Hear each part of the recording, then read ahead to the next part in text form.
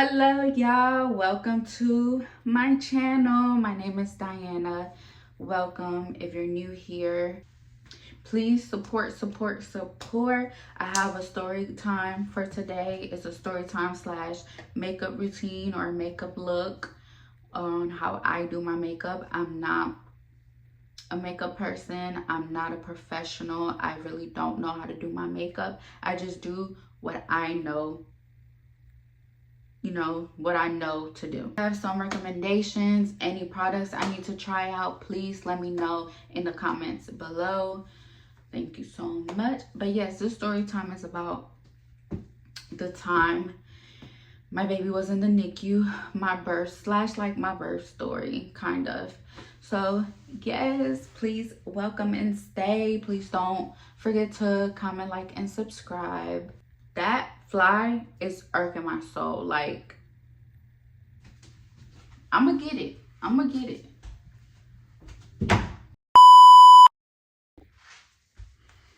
I wash my face with the Good Molecules bar soap.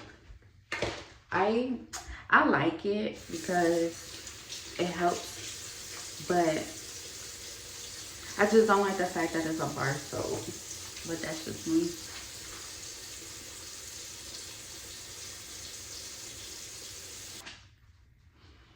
I always use a paper towel or a clean rag to dry my face off because my skin is really acne prone, and I just try to do everything I can, like the little things to avoid any breakouts. A cotton ball right now, but usually I'll just get a cotton ball for my nice toner and just dab it onto my skin. After that, I'll go in with some hyaluronic acid serum.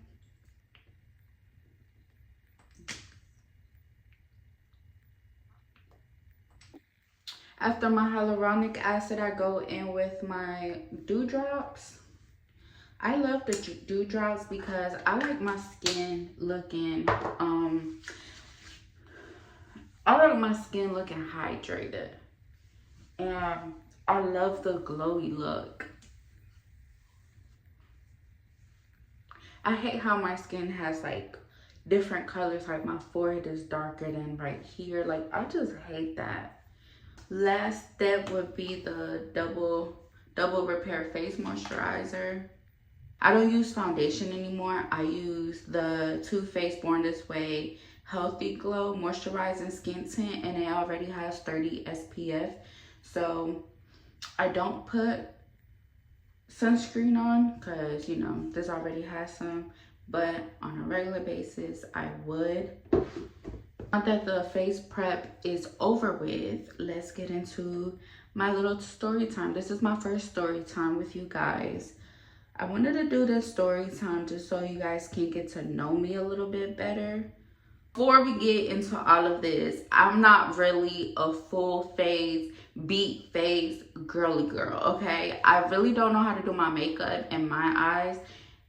Mine is really simple. I love makeup. I just don't really know how to do my makeup, but not too much on me, okay? But let's get started. So I was pregnant so my baby was born June 2nd, 2022. Everything was fine during my pregnancy. The only thing I was high risk for was, like, I had high blood pressure and gestational diabetes. So I had to go to the hospital, or I had to go to the OBGYN like once or twice every week. Every week I had to go. And they never saw anything in the ultrasound. She was perfect, growing fine. The reason why I was high risk was because of diabetes, gestational diabetes.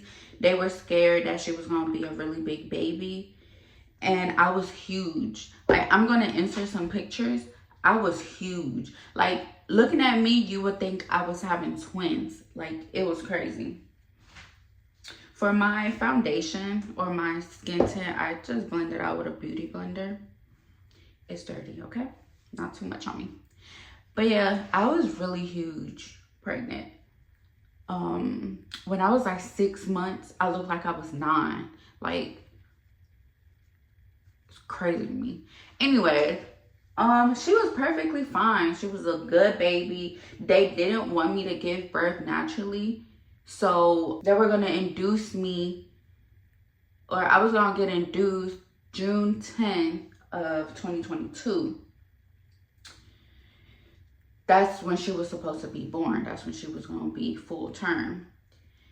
So they ended up doing the induction June 2nd, or yeah, I ended up getting induced June 2nd because I was having really bad contractions and I was dilating, but I was stuck at like 4 centimeters. Like, I was not moving, and I was like that for, I want to say, like 2 weeks prior. Like, when my mom came down. This is making me look ashy. It don't look like that. Trust the process, okay? Trust the process. That first night, when her first day, she did good. She was eating. She wouldn't latch on. You know, I was having trouble getting her to latch to my boob. So I just started pumping. You know, I was beating myself up. Y'all know that whole deal. Make sure y'all blend, okay? Blend. I might not know how to do my makeup, but that is one thing I always make sure to do. Like, I prefer sitting here for 10 minutes than not doing it and looking crazy when you go outside. I prefer doing this. Like I said, after my moisturizing skin tint, I will go in with my concealer. I use the Born This Way multi-use sculpting concealer. This is my favorite concealer. This, I don't blend out my concealer with a beauty blender. I do it with a brush because I saw this video on TikTok and I was like, okay, she said when you blend, it looks so much better. And she's right, it looks so much better when you blend with a brush than a beauty blender. Okay? Give me some tips in the comments. But yeah, going back to the story. We went home like the second night. Everything was perfectly fine. My baby was healthy. She was thriving. For, you know, for the doctors to let us go, she was fine. Everything was fine. When we got home, that was the issue. When we got home and I was feeding her, she was throwing up blood, straight up blood. You know, when somebody throws up blood, you start panicking, you start getting scared. So for her, what is it, her 3-day appointment or her 4-day appointment when you gotta go back for the first time, I brought it up to the doctor and the doctor was like, no, she's okay. Babies the first week, that's normal because some of them swallow blood when they're coming, you know, when you're giving birth, you know, so we didn't really pay much attention to it. And she was losing weight, but at that appointment, they were like, it's normal for a newborn baby to lose weight. It's not an issue. Yada. Okay.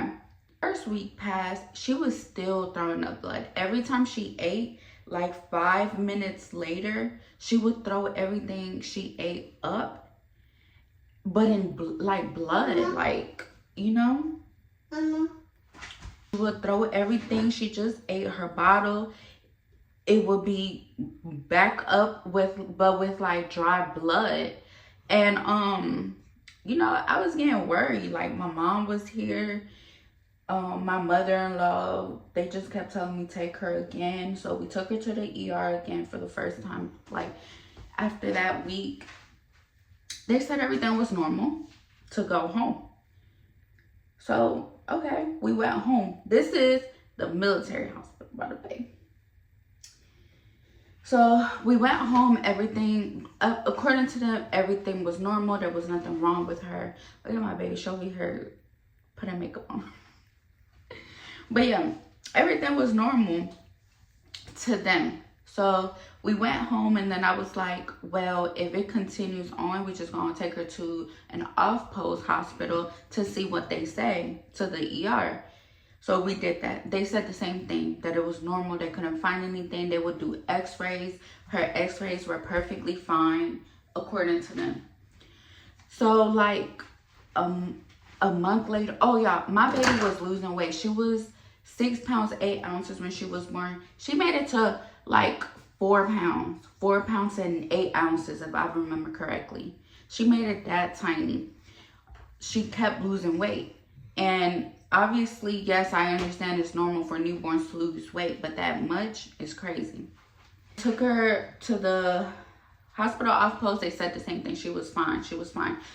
A week later, we took her again. This was an everyday hospital visit, every day, because just like my intuition, like I knew my baby wasn't okay, like she wasn't fine. And I would Google stuff like when do babies start enjoying eating, stuff like that. Like, you know, I don't want to start crying, but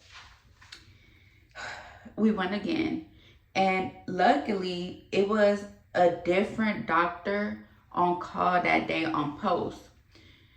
I prefer taking her on post because, you know, it's already covered by TRICARE or whatever. I'm not gonna get into that, but yeah, it was a different doctor on call that day, and she really like looked interested in finding out what was wrong.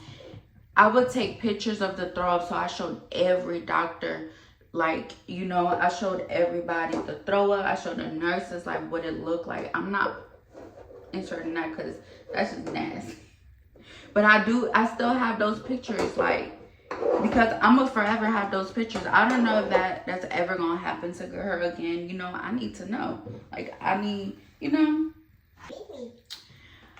But yeah, that day, I was feeding the baby when the nurse left. So when the doctor came in, she was eating. She threw up all over, like it was just projectile. Like, she was like, "Roar," and she threw up on the floor. She threw up on the bed. She threw up on my mom. Like, that night was crazy. And the doctor walked in and she was like, what is going on? And I was like, that's what I'm trying to figure out. Like, this is what she do. Like, you know, I don't know. This is what we've been trying to figure out for the last couple of weeks. Like, this is a everyday thing that we have to deal with. Everyday thing. Y'all, I know I'm looking crazy, but trust the process. Trust the process. Trust it. When she did that, she immediately did an x-ray. That x-ray came back perfectly fine. Like, nothing was wrong with her. So the doctor was like, no, this is not convincing me. I'm gonna call my I think it was her husband that worked at the I think it was her husband that worked at the children's hospital in Temple. This was in Texas. So it was like maybe like a 30-minute drive that we would have to take. And she was like, let me call him and I'm gonna send, do you give me permission to send up all of the baby's files so he can go over and see like what he can do differently that I'm not doing? So I was like, yes, whatever you need to do. We were there all night that day. Finally, the doctor got back to us and the doctor was like, y'all have to transfer her to the children's hospital immediately. The fact that she's losing weight, she's very, very dehydrated. It's very, like, they're worried. So that night they took her, the ambulance transferred her to the children's hospital. I was there. My mom had went home because the baby's dad wanted to stay, obviously wanted to stay with us. And so when we got to the children's hospital, this girl would not hold an IV in. They poked my baby so many times, y'all. Like, I kept telling the nurse, that's it. Like, that's it. No more. She was like, no, we got to try. We have to try. And I was like, no more. Like, they just kept poking her and poking her and poking her. Y'all, like, I'm getting so emotional. But every time I think about this, like, seeing my baby in pain, seeing her cry, it just makes me so mad because it's like I couldn't do anything, you know, like But she poked her like 5 times, and then after that I was like, no more, you're not poking her no more.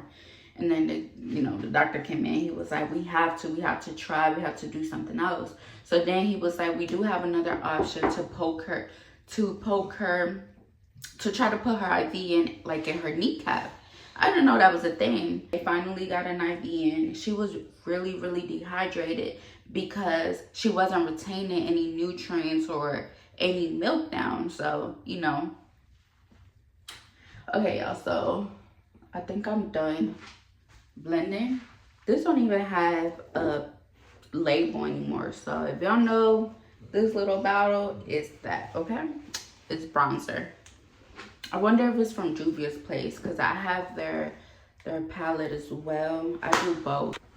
So yeah, my baby had to stay in the NICU for 2 months, literally. To stay in the NICU 2 months because the doctors still could not figure out what was wrong with her.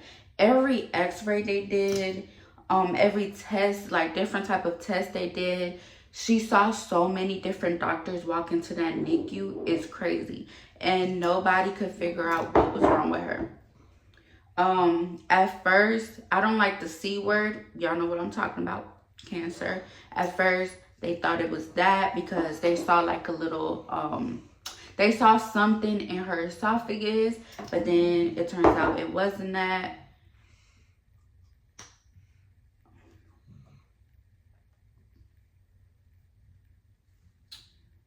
But yeah, it turns out it wasn't that. So they just kept testing and testing. And this one doctor came, and he's my favorite. He's my favorite doctor out of all the doctors that she's seen. Because he looked like he really, really cared. Like he really, really wanted to figure out what was wrong. He was never in a rush trying to figure it out. Like he really took his time. He was always there.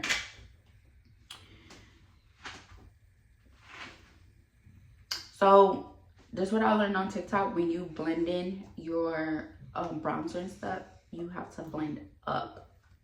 Not me giving y'all some beauty tips.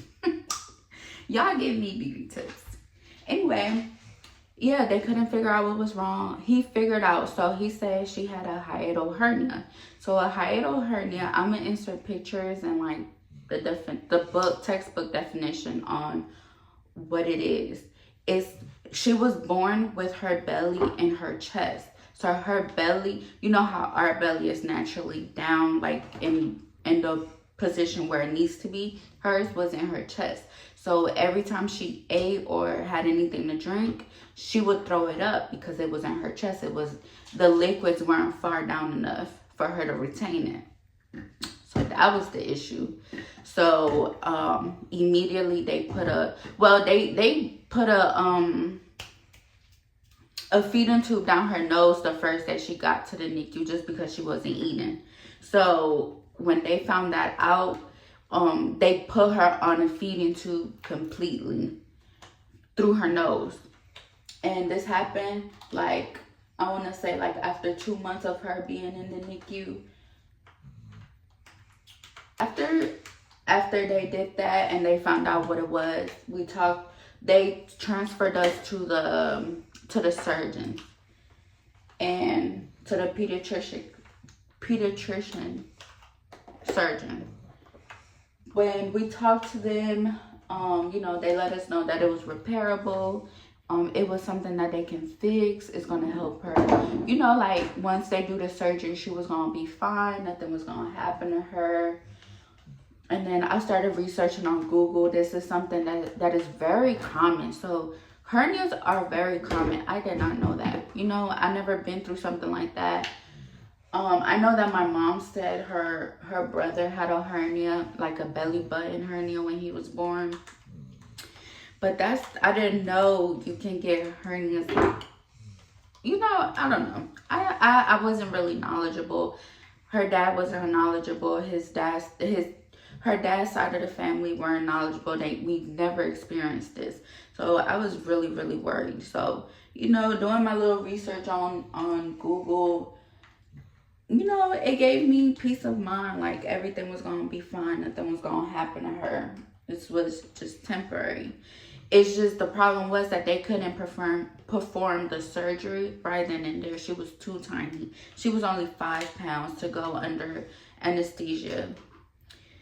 And so they made us wait. So we went, they sent us home with the feeding tube in the nose, and you know, the little machine to feed her and everything. So we were feeding her through the feeding tube. I'm gonna insert some pictures of my little baby. She pulled that NG tube, you feel me? She still look good with her little NG tube in. It was so tiny. But yeah, with this NG tube out, we was in the hospital every night because she will pull it out. Every time she will cry, she will pull it out because she was just so mad. Girl, that was really a nightmare. The NG tube really, that really did it for me. I think I put too much, I might have to take this off. I don't like, sometimes when I be contouring my nose and like it looks really defined, I hate it. I hate that look. And I think I put too much, but let me just blend it out and see what it looks like. But yeah, she would pull her NG tube every time when she was crying, when she was upset, in her sleep. And every time she would pull it out, we would have to run to the ER because I'm not certified to put no NG tube back in your nose. I can't do that. They taught me, they say, yeah, you can, but it's recommended to go to the hospital. But if you want to try, you can. No, I'm not doing that. And he wasn't going to do it either. So every time she would put it out, we would have to run to the hospital because if she didn't have her NG tube by the time it was feeding time, she wasn't going to eat. So that's why we would have to, even if it was like 3 in the morning and she'll cry and we would see that her NG tube is out, yes, we will have to get up and go to the ER. That was our life. So at first they said she needed to make it to 8 pounds. So when she made it to 8 pounds, it took her like 6 months just to make it to 8 pounds. Like her growth was really slow, and they were really worried about that because we didn't know where her slow, like where that was coming from, if it had to do something with the NG tube or not. But when it was her feeding time, I would feed her more calories. So the nutritionist came up with like a plan on feeding her alimentum because she was also, we didn't know if she was allergic to the protein in the regular Similac. So we went through, we went through like 20 different type of formulas to even find her the perfect one. So we ended up staying with alimentum, and then the Gerber one, I forgot the actual name, but it was the Gerber one. Alimentum did not work unless it was the Alimentum worked. The Similac regular, the blue one or the yellow one, the sensitive one didn't work either. So you know, it was just, we just had to play around with that. So we would put more formula and a little less water, so it will be more calories that she's intaking. And you know, we were doing that for a while. She still was not gaining weight. Like, this girl said, no, I'm doing that on my own. Y'all don't tell me what to do. And she's really feisty like that too. Yeah, I think it looks fine. Yeah, I think it looks fine. So with the same bronzer I put right here, I just put that on my eyelids, you know, make it a little, so I can have a little color up there.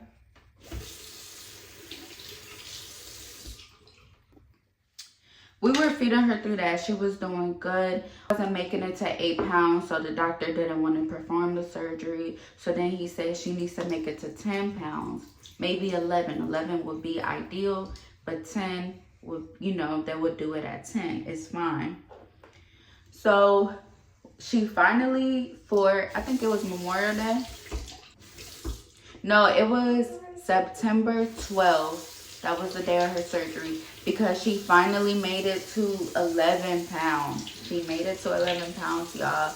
That day was so bittersweet, y'all, when she made it to 10 pounds. I'm telling you, this, I just want to cry.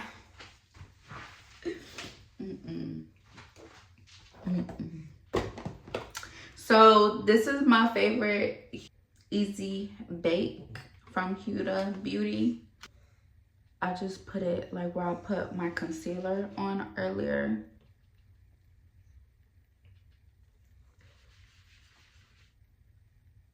Come to the day of her surgery. The day of her surgery, what you laughing about?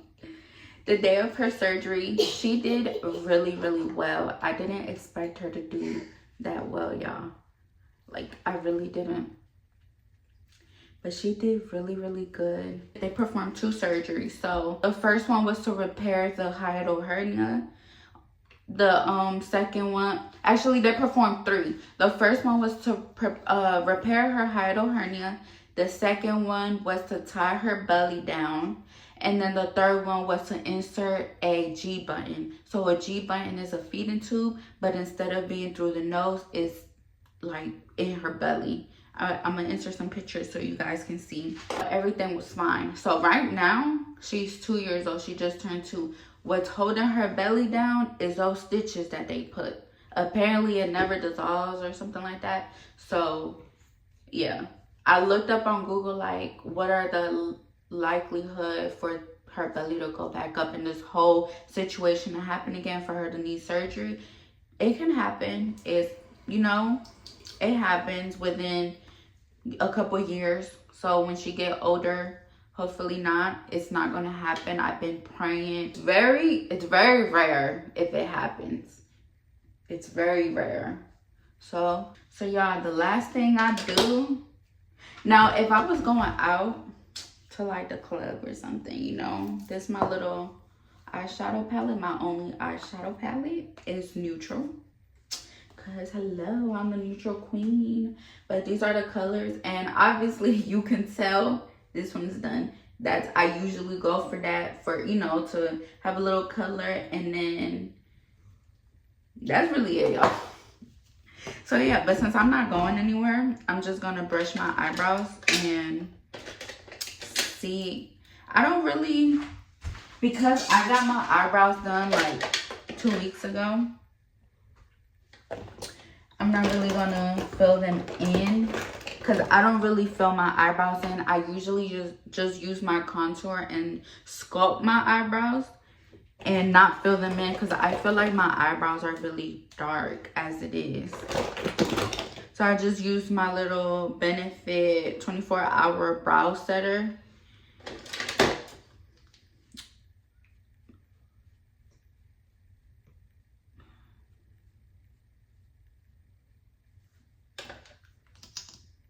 And then I just go in with this and set them. I like this because my eyebrows literally don't move. The doctor said that kids usually take 3 to 5 years to even learn how to eat through mouth again, because since she's been on a feeding tube since basically at 2 months. Yes, baby. Since she's been on the feeding tube basically since she's been 2 months old, she wasn't gonna know how to eat, which is true. She, like, with her putting the bottle to her mouth and swallowing, I think it was like hurting her. Then I usually just go in with my powder. You know, obviously her brain wasn't trained to eat, so we was gonna have to work and teach her how to do it. At that point she was, I think, 6 months.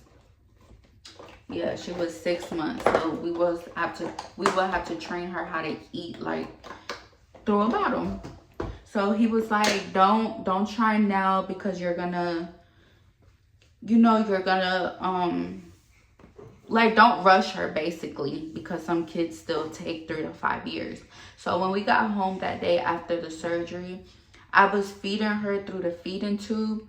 I think I fed her through the feeding tube like 2 days. And then, but in between her eating through the feeding tube I was also giving her a bottle at the same time because I wanted her to know that this is how you eat. She didn't know that. So I was training her, and you know, I was going to continue doing that every day. I did not give up because my baby was not going to have an unnecessary feeding tube for 5 years. So that was my goal, to teach her. So first couple of days it was very rough. She did not want the bottle. She didn't want anything to do with the bottle. When she would put the bottle in her mouth, it's like she would just stare at it, or she would just keep it there. She wouldn't do the sucking movements, nothing, because you know, she didn't know what to do. So luckily, like 4 days, like 4 days into it, she started doing the sucking movements. She started, also, mind y'all, while I was training her how to eat, we were also seeing a speech therapist. So a speech therapist, he helps kids that are on feeding tubes back to eat, because he says that with the feeding tube being in her nose, and then all the pulling and putting back in almost every day it can mess up your vocal cords. It can like rasp your throat, like, you know, have damages done. So when she eats or swallows, it can hurt. So we was seeing him, I want to say like 2 times a week, and he was approving me to stop, baby, stop. Okay, he was allowing me to, you know, put the bottle in her mouth and stuff. So, you know, we got that done. When she got the bottle on point, she was doing a sucking motion. She was eating through her bottle. Y'all, it was over with. I put that little feeding tube up. It was in the closet for months. I did not touch it. But her G button was still in, because I wasn't allowed to take her G button out. That was only the doctors, because when you take the G button out, it was going to leave a hole in her belly. So, you know, proper care. So her G button was in. It literally looks like a little button, and you can close it and open it. Hook the little cable in. But yeah, she got that bottle down pat. I was like, yes, girl, yes. Say yes, girl. Say it. But yeah, when she got that done, I was like, okay. Y'all, we're not done. Hold on. Last thing I go in is with my highlighter. This is my palette. So beautiful. This is my favorite color. This is the Essence brand. I love this highlighter palette. This is my favorite, as you can tell. But yeah, when she got that down packed, I immediately took her back to the doctors, and I was like, look, this G button needs to come out. Because, you know, having a G button is literally having a hole in your stomach. So you can risk infections, you can, all of that. But they were like, no, they want to keep it in for like the next couple of months, just in case she stops eating. I was like, okay, cool. I understand. We can leave it. Yeah, I forgot to put my,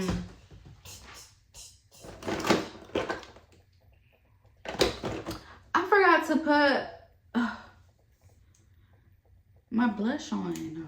You see stuff like this, but you'll put blush on. But yeah, we left the G button on for, I want to say, for another 7 months, because they were scared for the you know, wintertime, kids start getting sick and they stop eating. So they were like, let's just keep it in, just in case she stops eating. You already have something to help you, you know, to help you help her. And I was like, okay, we can leave it in. And we left it there. And I was okay with it. As long as we wasn't using it, I was fine. She was on the bottle. We didn't touch. After I saw her drinking her bottle, like 2 weeks after her surgery, I was like, babe, we're not using that. We're not using the feeding tube. No. Taking out her G button in March of 2023. Yeah, because it was like before my birthday. Got the little scar. It looked like a little hole. And she also got little holes from when they performed the surgery. Then I go on with my highlighter. whole year, I want to say, we were dealing with this whole situation. We were also seeing a GI doctor for her stomach. We were seeing a nutritionist, and we were also still seeing, hold on mama, and we were also still seeing her surgeons that performed the surgery, because every 3 months they wanted to do a check, and they did an x-ray to make sure that, you know, everything was still in place. So right now we're just gonna use this one. I got this from the beauty supply store. I don't really like it, but it comes with the liner, and it also comes with the, you know, with the color for the middle. But I just use the liner, and then I really just mix all my lipsticks together.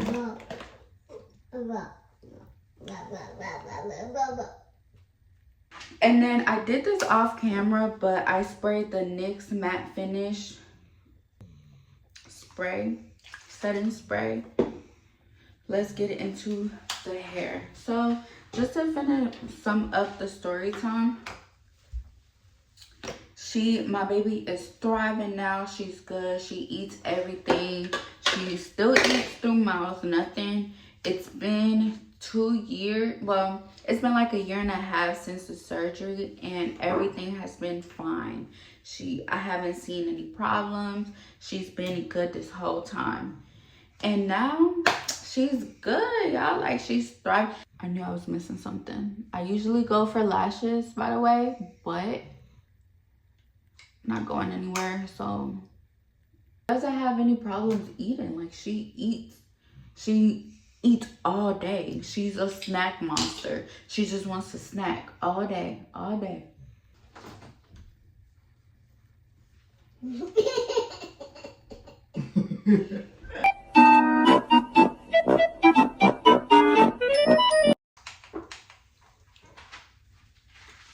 Ooh, that just went in my eye. For my hair, I just use Shine and Jam. So yeah, that was the end of the story time, y'all. That story is really